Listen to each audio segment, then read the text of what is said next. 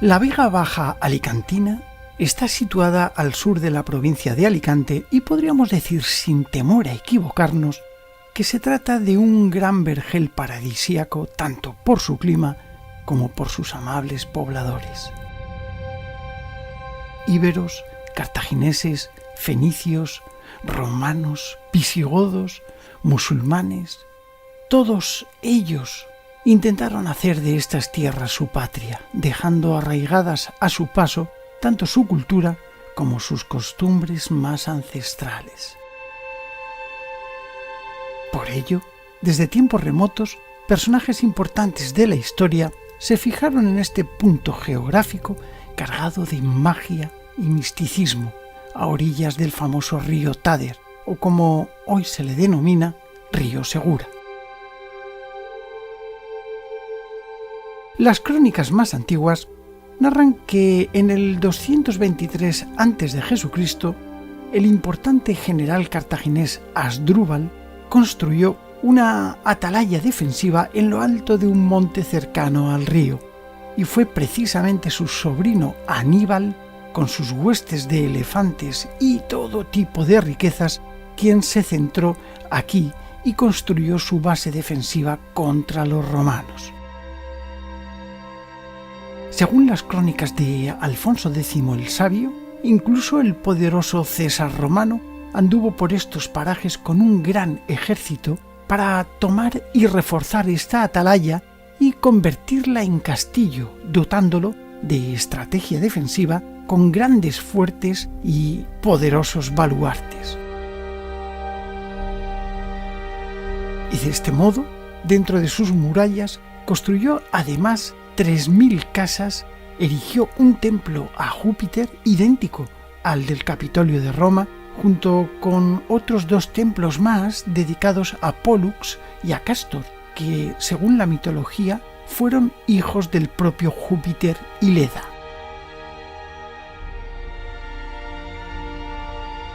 Saltando un poco en el tiempo, allá por el siglo VIII de nuestra era, tras la famosa batalla de Guadalete que propició la invasión de España por parte de los sarracenos, el noble visigodo Teodomiro, duque de Auriola, o lo que hoy es Orihuela, reúne tropas visigóticas y se hace fuerte en el castillo ante la invasión musulmana por parte del caudillo musulmán Abd al-Aziz.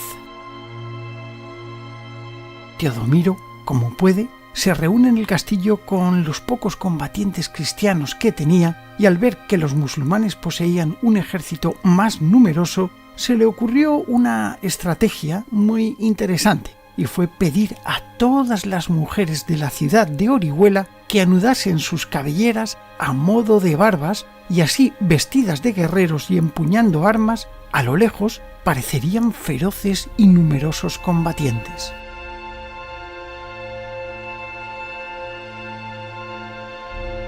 De este modo, y situando hombres y mujeres en las torres y almenas de la fortaleza, sorprendió a los invasores haciéndoles creer que les doblaban en número. Así, convenció al caudillo al-Aziz para firmar el conocido Pacto de Teodomiro en el año 713, en el que, a cambio de su sumisión al nuevo gobierno musulmán, se le entregaría el dominio total de 7 ciudades dominadas por los musulmanes. Entre ellas se encontraba incluso la propia ciudad de Alicante, antes conocida como Lucentum. Además de esto, tendría que dejar en libertad a todos los vasallos del rey cristiano que tenían como prisioneros.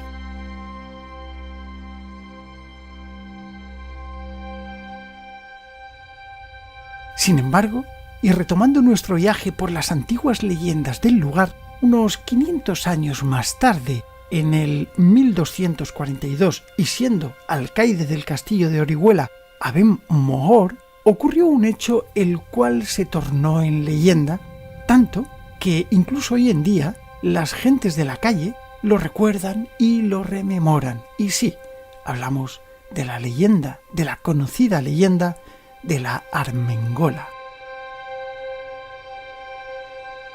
Reinaba en Castilla Fernando III el Santo, el cual, para conquistar la ciudad, envió un gran ejército comandado por su propio hijo, el príncipe Alfonso, el cual posteriormente se apodaría como Alfonso X el Sabio. Cuando las gentes de Orihuela se enteraron de que vendría apoyo cristiano para derrocar al ejército musulmán, intentaron facilitarles de toda manera el paso a través de las murallas de la ciudad, hecho que fue abortado por las tropas sarracenas del alcaide del castillo, el cual, como represalia, dictó la ejecución ni más ni menos que de toda la población cristiana. Sin embargo, esto nunca llegaría a cumplirse por la intervención de una de las mujeres más valientes de la historia, la Armengola. Cuenta la leyenda que el alcaide del castillo tenía una nodriza cristiana para su hijo menor, la Armengola, madre de 3 hijas y esposa de Pedro Armengol. Ante esta mujer se levantaban puertas y puentes levadizos para darle total acceso a la fortaleza por orden del propio alcaide. Sin embargo, tras la inminente condena a muerte de todos los cristianos de la ciudad, la Armengola planeó noche tras noche cómo se podría impedir aquella terrible y próxima sentencia. Así pues, y tras mucho pensar, una mañana llegó hasta Aben Mohor y tirándose a sus pies en signo de sumisión y con tremendos lloros, imploró perdón para sus 3 hijas. Sus súplicas fueron atendidas y el sanguinario alcaide accedió a ello dictando una orden para que las dejasen pasar libremente por la fortaleza. Ese mismo día, cuando la Armengola regresó a su casa, rápidamente se puso en contacto con un cristiano, el cual partió raudo y veloz y sobre todo con sigilo a ver a don Alfonso para indicarle qué noche debería acercarse a la fortaleza con el fin de atacar al caudillo. Del mismo modo, pidió a su esposo que buscase a 2 muchachos fuertes y fornidos que estuviesen dispuestos prácticamente a todo. Estos jóvenes, llamados Juan d'Oriem y Riudoms, así como también su propio esposo, Pedro Armengol, tendrían que disfrazarse de mujer y hacerse pasar por sus 3 hijas. Cuando llegó el momento, cierta noche y estando sigilosamente preparadas las tropas cristianas, la Armengola juntó a sus falsas hijas a modo de caballo de Troya y entraron sin problema alguno en la fortaleza, y así degollaron en silencio a todos y a cada uno de los vigilantes de los puntos más estratégicos de la misma, mientras que el resto dormía. Cuando el camino estuvo libre, las falsas hijas facilitaron el acceso al castillo a las tropas castellanas, las cuales se enfrentaron en una terrible y sanguinaria batalla que culminó con la muerte del propio Aben Mohor y por supuesto con ello la rendición de las tropas sarracenas. Tras esto, las falsas hijas de la Armengola enarbolaron el lábaro de Constantino, un estandarte que iba a ser la señal para que el príncipe Alfonso supiese que se había conquistado el castillo. Y así, de esta manera, gracias a la Armengola, la ciudad de Orihuela fue salvada en su totalidad y pasó a manos cristianas. Y así como vemos, una vez más, el ingenio supera a la fuerza. Lo cierto es que estas tierras en las que nos encontramos rezuman historia por todos lados.